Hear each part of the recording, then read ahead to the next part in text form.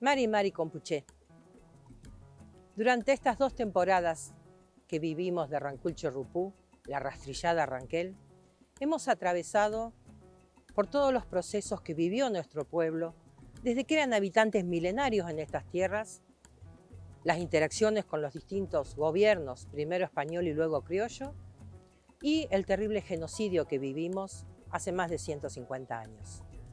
En esta temporada, no solo vamos a quedarnos en la historia, sino que queremos mostrarle la actualidad de nuestro pueblo. ¿Cómo viven hoy las comunidades ranqueles? ¿Por qué se siguen reconociendo ranqueles? ¿Qué nos impulsa en esta lucha para seguir adelante recuperando nuestra cultura? Bienvenidos a esta nueva temporada y síganos acompañando por este Rancul Chorrupú.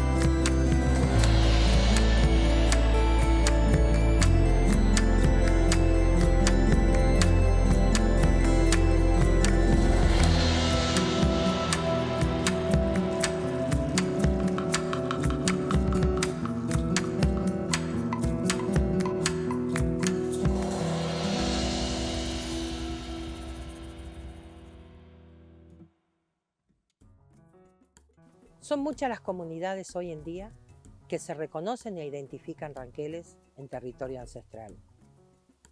Vamos a contar su historia, sus proyectos, sus objetivos y cómo hacen para sobrevivir y mantener esta cultura en un mundo cada vez más globalizado.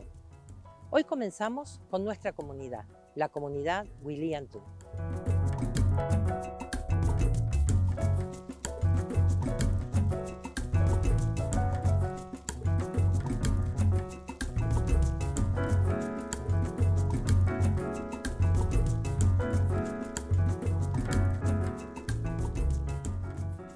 Inché María Inés Canoé, Lonco Lof, Huiliantú. Soy María Inés Canoé, lonco de la comunidad Huiliantú, que quiere decir Sol del Sur. Nuestra comunidad desciende del linaje de Ramón Cabral a través de su hija Manuela Cabral y Miguel Canoé. Ramón Cabral fue un gran cacique del norte de la Pampa, sur de San Luis y sur de Córdoba. Creo que fue uno de los caciques que más se acercó o se asimiló a lo que era la civilización en ese momento. Él era platero y como platero comerciaba mucho con todas las poblaciones en donde él interactuaba. Además, fue uno de los primeros caciques que implementó el sistema de las huertas y de los sembrados. Quedó en muchas crónicas, incluso Mansilla lo nombra en su libro La excursión a los indios ranqueles, comentando cómo le encarga un producto para realizar platería que ni él conocía.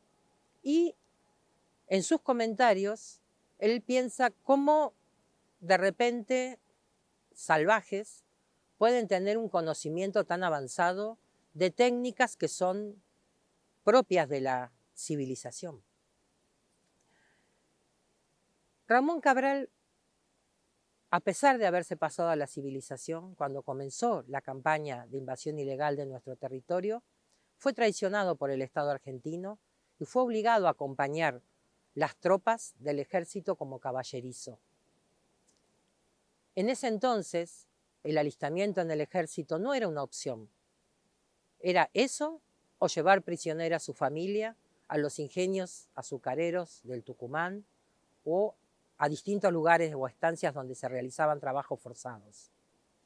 Ramón no tuvo opción, pero sí quedó claro en que él siempre dijo que no iba a estar en el frente combatiendo con los hermanos, solo iba a acompañar cuidando la tropa de caballos.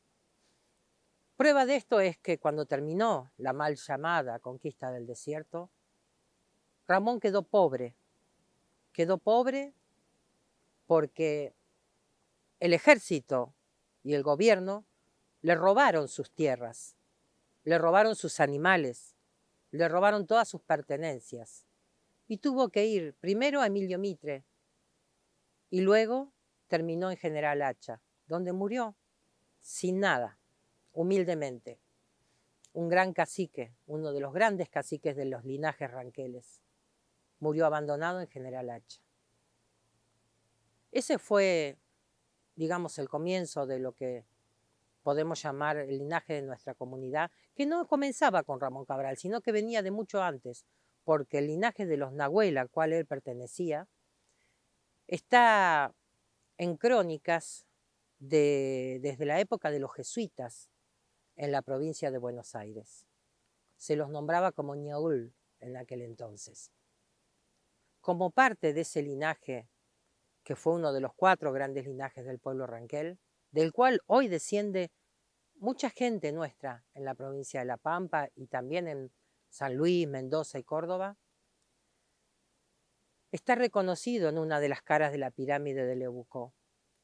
Es la figura del Nahuel, la figura del tigre, la que representa nuestro linaje.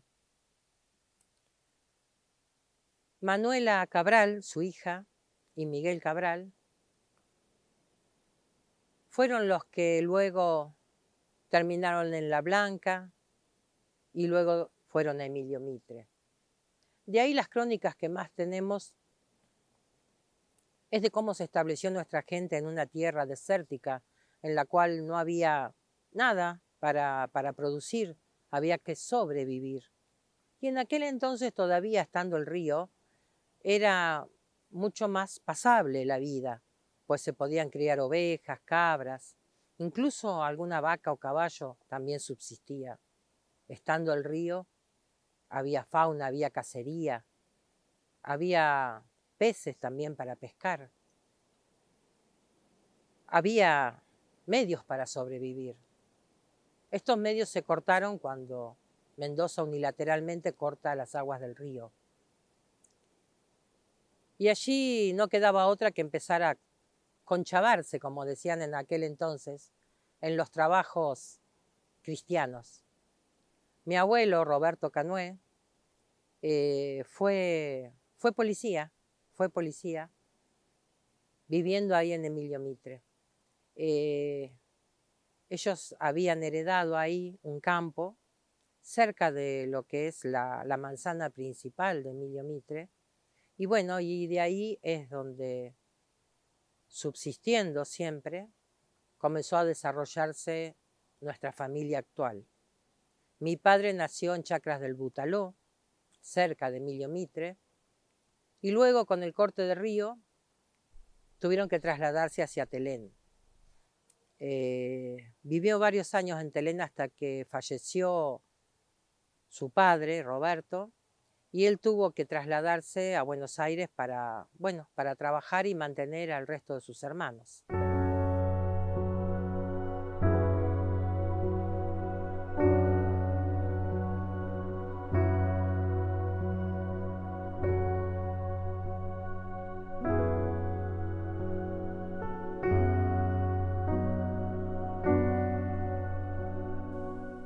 Este viaje de mi padre a temprana edad a Buenos Aires marca un punto de inflexión en lo que fuera la lucha y el rescate de la cultura ranquel. Porque mi padre en Buenos Aires empieza a conocer y participar todos esos movimientos que se estaban gestando de recuperación de derechos de los pueblos indígenas. Y esto a él le da el mandato y le da la visión de que tiene que volver a La Pampa y reorganizar al pueblo ranquel. El pueblo ranquel que parecía perdido en el olvido, que parecía olvidado y enterrado. Tenemos nosotros la ley 23.302, el convenio 169 de la OIT, el artículo 75, inciso 17 de la Constitución Nacional. Y tenemos la Declaración de los Derechos Humanos Indígenas aprobada por Naciones Unidas el 13 de septiembre de 2007. Todas esas 4 instancias legales dicen que nada que se haga sin participación indígena es válido. Por lo tanto, está en las comunidades, están ustedes, que la Universidad de La Pampa, que adhirió al proyecto, vaya a enseñarle a sus chicos de 0 a 4 años. Solamente lo pueden hacer si las comunidades ranqueles se lo permiten. Cuando padre vuelve a La Pampa, comienza su camino de rescate de todas las comunidades. Al principio fue bastante duro porque la gente tenía miedo, vergüenza de reconocerse ranquel por todos los horrores pasados y sufridos. Pero mucha gente comenzó a caminar. Cuando esa gente comenzó a caminar, a su vez, trajo más gente. Y cuando quisimos acordar, ya había un grupo de descendientes que se identificaban con sus linajes, se identificaban con su nombre anterior a esta civilización que era ranqueles. El traer a Mariano Rosa fue un punto también muy importante en nuestra historia porque eso nos devolvió el orgullo por la identidad. Al ver de repente regresar a nuestro cacique a las tierras de donde nunca debió haber salido, eso produjo, creo que en todos los ranqueles que asistimos a ese evento que fue tan caro a todos nosotros, ¿no? Nos produjo el orgullo de llamarnos ranqueles otra vez. Pudimos volver a sentir ese orgullo y creo que eso fortaleció muchísimo nuestra identidad. Allí comenzaron a multiplicarse las comunidades y si bien aún hoy en La Pampa no todos los descendientes de ranqueles se han conformado en comunidades o dicen con orgullo ser ranqueles, pero sí somos mucho más de los que éramos en el pasado. Y ojalá Soichú nos permita que podamos seguir creciendo.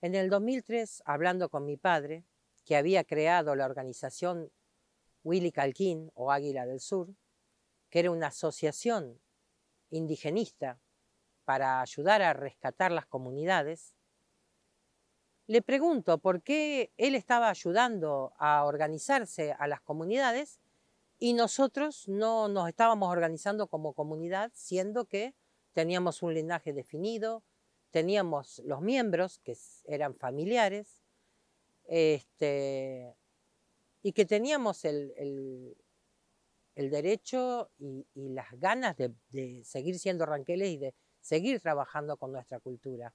No como una organización, sino como una comunidad.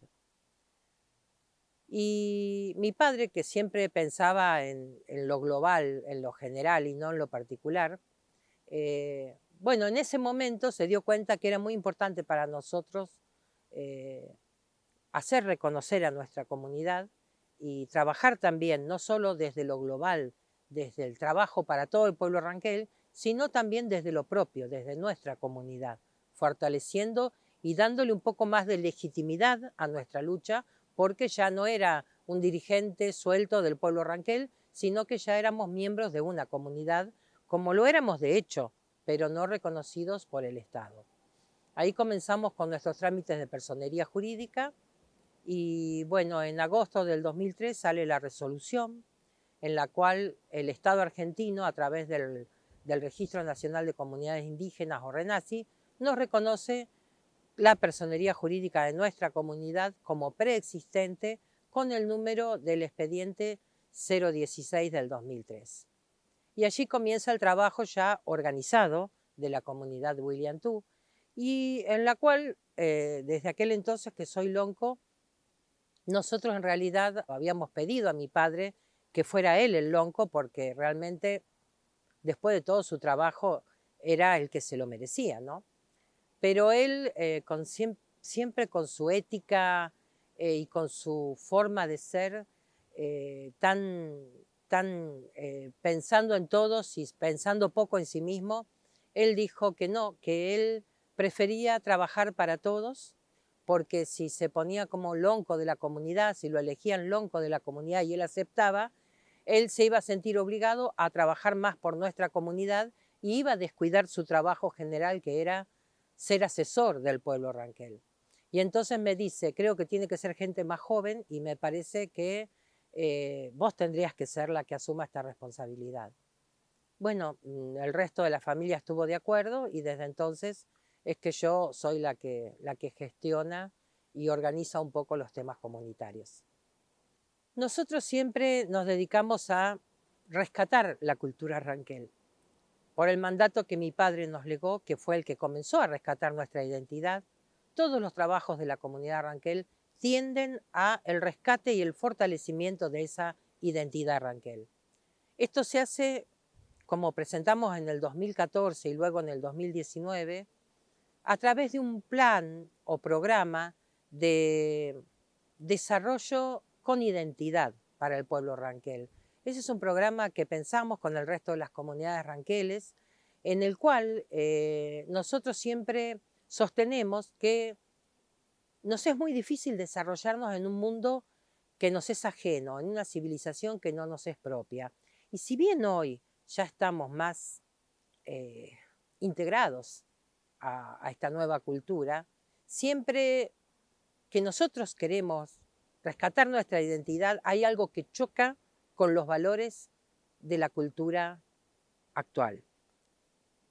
Ese choque de valores es lo que hace que nosotros defendamos ese desarrollo con identidad, que tiene que ver con desarrollarnos en armonía con la naturaleza, sin depredar, tratando de hacer proyectos sostenibles, que no tienen por qué ser proyectos de cómo vivíamos hace 150 años atrás, sino que hoy día pueden ser proyectos de energías renovables, de reuso de agua, de agricultura familiar, de bioagricultura, es decir, proyectos que demuestren que se puede desarrollar sin depredar, que se puede desarrollar manteniendo los valores de nuestro pueblo, que se puede desarrollar sin romper el equilibrio con la naturaleza. Si bien al ser seres humanos siempre vamos a estar modificando nuestro medio, modificando nuestro ambiente, tenemos que hacerlo tratando de dejar la mínima huella posible, tratando de preservar este mundo y esta tierra que nos es tan querida para nuestros hijos, para nuestros nietos y para las futuras generaciones. Y más que nada hoy nos estamos dedicando a lo que es el rescate de la artesanía, el rescate de la cerámica ranquel, la talla en maderas, también en metales, y mucho estamos haciendo con respecto a lo que son eventos culturales. Nosotros tenemos una fiesta anual, que es el Buta Trabunche Ranquel, que la realizamos para celebrar nuestra cultura. Al celebrarla, la estamos fortaleciendo también.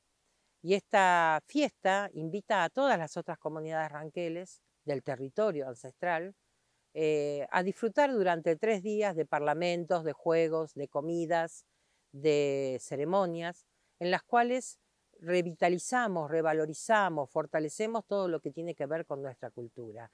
Esa fiesta ya se viene realizando desde el año 2012, que se hizo la primera en el primer aniversario del fallecimiento de mi padre, que falleció en octubre del 2011. Bueno, nosotros comenzamos a hacer la fiesta a partir del año siguiente, del 2012. Y desde entonces no hemos parado. Hemos suspendido estos 2 años de pandemia, pero luego siempre continuamos realizando la fiesta. Y bien, eso nos ha traído muchas satisfacciones, porque a través de ella nos hemos dado a conocer nuestra cultura, hemos interactuado con otras comunidades que siempre nos acompañan y bueno, seguimos de esta forma fortaleciendo y revitalizando nuestra identidad. Otro de los proyectos que viene funcionando por nuestra comunidad desde el año 2005 es el Centro de Interpretación de Cultura Originaria Ranquel, OCICOR. Ese Centro de Interpretación de Cultura Originaria surgió como una ventana por donde se pudiera mirar nuestra cultura y nuestra historia, porque en aquel entonces no había nada que mostrara cómo éramos los ranqueles, cómo era nuestra forma de vida, cuál era nuestra historia. Cuando quisimos acordar, ya estábamos trabajando con escuelas, muchas escuelas han visitado nuestro centro y luego cuando nos mudamos aquí a estas tierras que ya son comunitarias, si bien no tenemos la titulación aún, comenzamos a recibir las escuelas acá y en esas visitas de escuelas hacer rescate de lo que era la cerámica ranquel, la cerámica ancestral y los juegos, además de tener charlas de historia. Esto ha tenido un impacto bastante importante en lo que es el sistema educativo y en lo que es la educación intercultural bilingüe, pues también interactuamos mucho con el Ministerio de Educación de la provincia, tratando de elaborar contenidos para las escuelas a través del Consejo Educativo Autónomo de Pueblos Indígenas, del cual participan todas las comunidades ranqueles de La Pampa y todas las comunidades de La Pampa. De esta forma nosotros sentimos que, bueno, que nuestro granito de arena lo hemos aportado, que el rescate de los juegos que comenzó allá en el 2005 como algo para mostrarle a la gente que venía a ver, de repente tuvo un desarrollo y un impacto que no pensábamos que iba a ser así, porque en un momento tuvimos una invitación del Foro del Mercosur y luego llegamos a poder organizarnos en un consejo argentino de juegos, deportes y prácticas corporales de los pueblos indígenas y bueno, a través de eso se han realizado seminarios, se han realizado charlas y hay muchos objetivos todavía planteados para poder seguir adelante, no solo con esto de los juegos, sino con muchas cosas que tienen que ver con nuestra cultura y nuestra identidad. Nuestro anhelo es poder construir realmente una verdadera comunidad ranquel, poder vivir aquí en nuestro territorio, en nuestras tierras comunitarias, que el Estado entienda que para fortalecernos necesitamos vivir en comunidad, necesitamos estar juntos para rescatar nuestras prácticas, para poder seguir adelante con nuestra cultura. Necesitamos que nuestros niños tengan una propia escuela, que nuestros niños tengan un lugar comunitario en donde poder hacer nuestros juegos, nuestros deportes.